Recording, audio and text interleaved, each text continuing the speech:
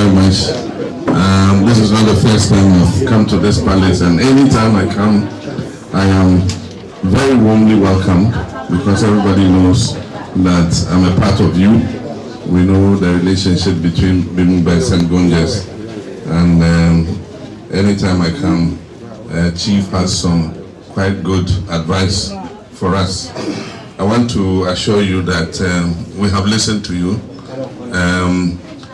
When you are involved in a competition, especially when people are playing football, the one who knows he would win is very patient. The one who knows he's going to lose the match, every whistle of the referee, he wants to fight. And so,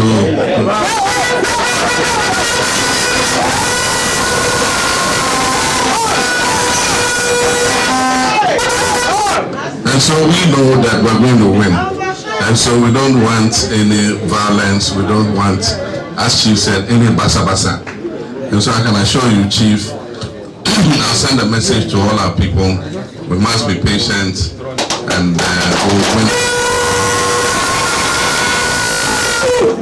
We've been having some issues with the Electoral Commission because we want the Electoral Commission to sit up and do its work properly. We don't want that on that day people will come out to go and vote and their names are not in the register. We found some situations where people's names have been transferred out of their constituency. And so on that day, if you go to vote and you find out that your name is not in Bunkpurugu, but they've moved your name to Wale Wale, it is going to be a lot of confusion for people.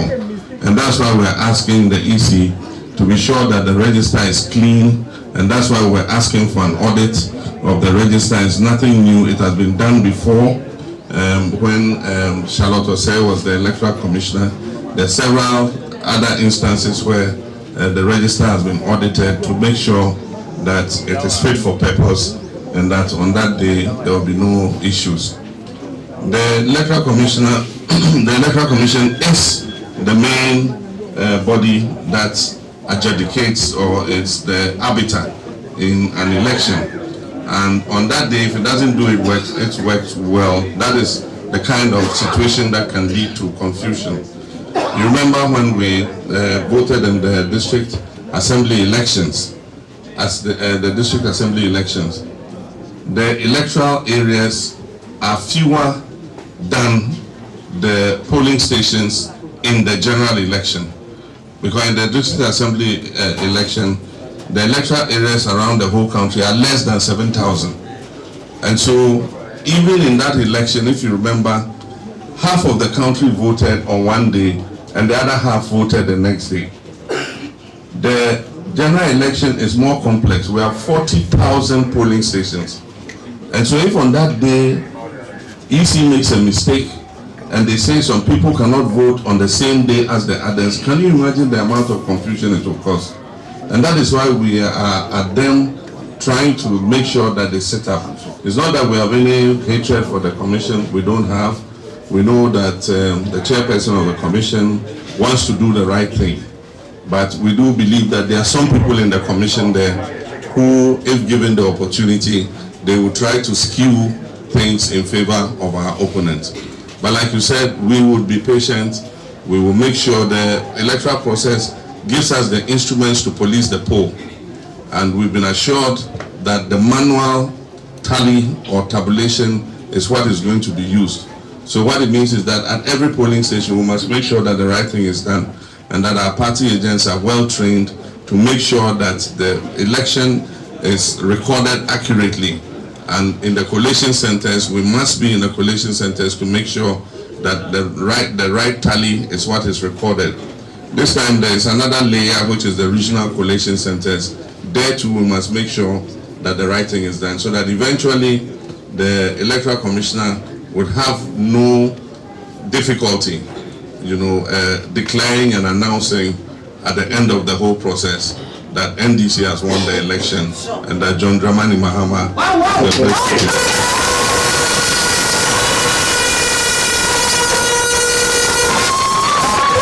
So I urge all our supporters to be patient and to approach the election with peace. Chief, all the issues that you spoke about, I just want to assure you that when we're sharing the national cake, BMOBA will get its fair share. Already we have done that. Anytime we've been in government, if we're giving electricity, we make sure that our communities here are also connected to the national grid. I remember I was here with you and we opened the Bunkpurugu small town water system. I hear that the town has grown beyond the capacity of the water, so it means when we come, we even have to expand it so that it can produce more water, clean drinking water for the people. There are some things in our manifesto that we have promised that new regions must get, including a public university in each of the 6 new regions, or a campus of a public university in each of the 6 new regions. And so when we come into office and it gets to that time, we will consider favorably, the siting of that tertiary institution. Also, after every census, petitions are presented for subdividing districts and constituencies. Recently, this government attempted to go around and kind of try to start that process. But I believe that it's too late in the day for this government to be the one to begin the process. It has to leave it for the incoming government to go through that process.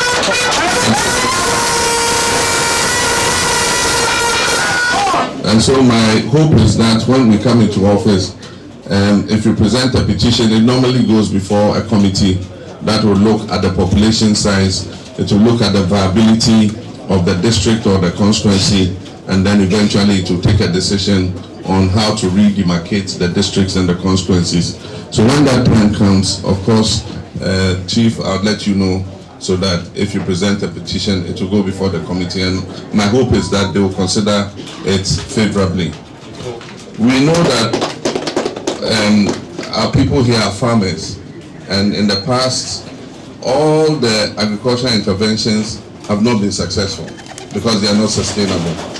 The last government introduced the planting for food and jobs, but a lot of time, the inputs, the fertilizers, the condem and other things did not end up with the real farmers. They ended up with people who were political, executives and so on and so forth. And so farmers, instead of getting the subsidized fertilizer, found themselves buying the fertilizer from other people who were putting their profit on it.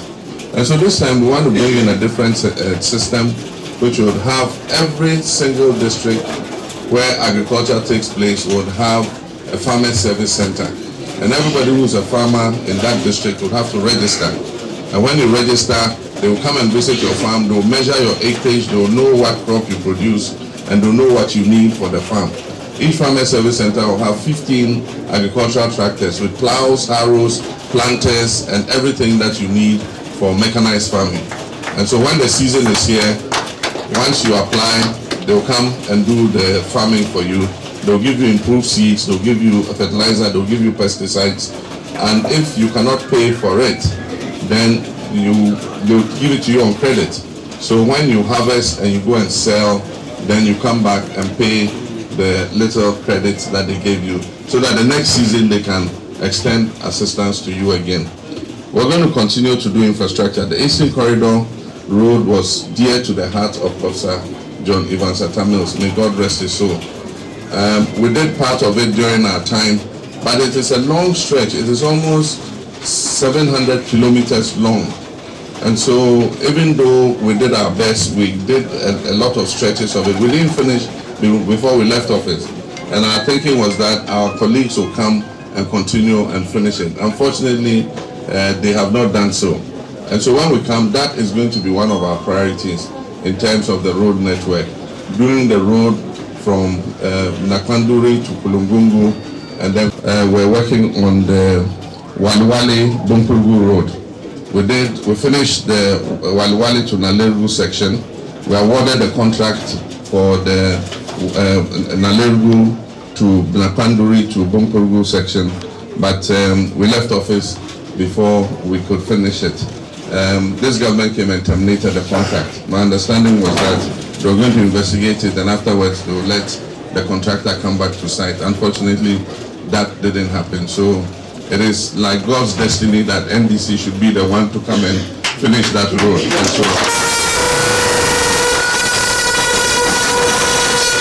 so I can promise you that when we come, it will be one of our priorities.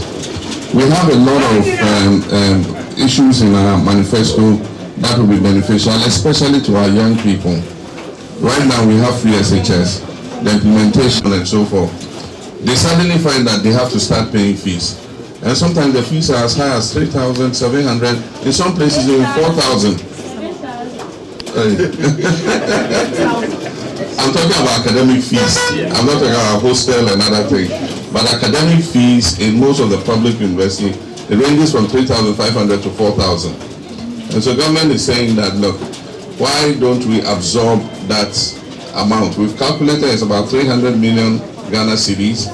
We're going to budget for it so that in the first year, when our children qualify and they go to school, they are able to go easily without dropping out. There are many people who get admission letters but don't go to school because their parents cannot afford to pay 3,700 cedis. And so we're going to make sure that they go in the first year without any fees.